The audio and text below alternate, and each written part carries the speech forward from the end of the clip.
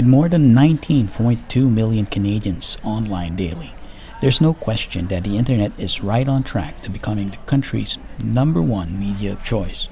The Interactive Advertising Bureau of Canada recently came up with an online media measuring tool. The new media imperative tools that we're creating from the IAB is really going to help media planners and buyers figure out how media use is related to product purchase. So for instance, do heavy internet users, do they purchase different products than heavy TV users, or people that don't look at TV or internet at all, or the ones that kind of do both?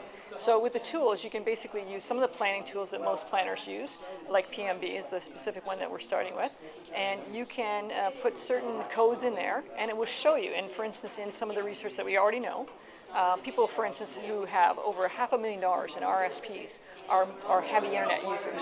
People who have done $50,000 worth of renovations to their houses in the last year, that would be heavy internet users. People that are using computing systems that are over $5,000 for the computing system, they are heavy internet users. So the first step on trying to figure out, turn this into some usable tool is to create 4 equal-sized internet TV user groups. So we turned to the PMB 08 study, Total Canada Adults 18 Plus, to do this work. And we created 4 groups: a heavy internet light TV group, which we call the Internet Imperative, because they're heavy users of the internet. A TV Imperative group, these are heavy users of television, but light users of internet. A dual group, they're kind of heavy medium users of both medium. And a light group, light users of both internet and television. And we created these groups. When I say we, I mean PhD Canada created these groups by doing this.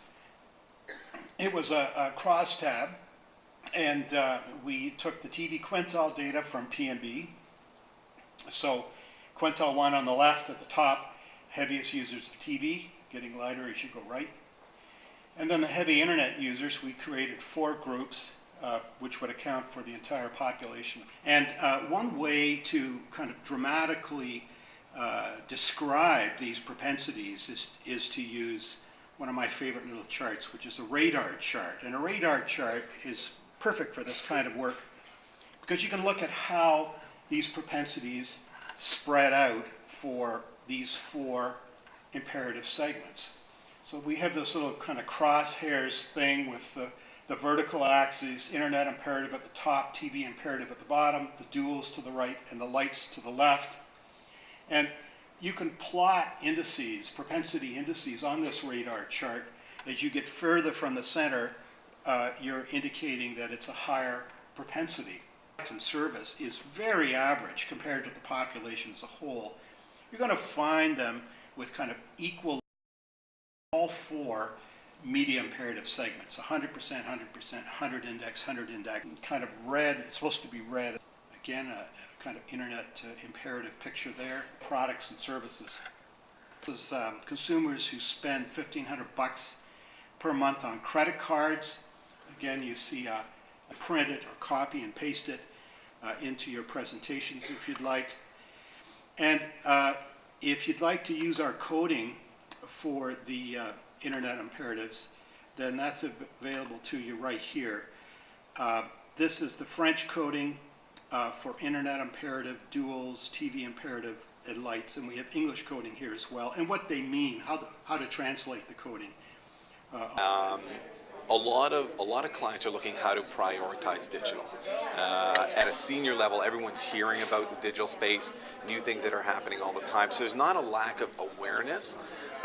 There is a lack of trying to set a priority and trying to set perspective to what they're hearing. So the biggest question is, how much effort and time do I put into this, and where do I do it, and what makes sense, and what's my big strategic plan, my strategic plan to pull it all together? There's a lot of numbers behind this. What I really like about this, the way this information is packaged, is it uses digital but compares it across a bunch of different medians, compares it over time, breaks it out by different target groups, and provides a pretty good snapshot from a trend perspective of where things are going.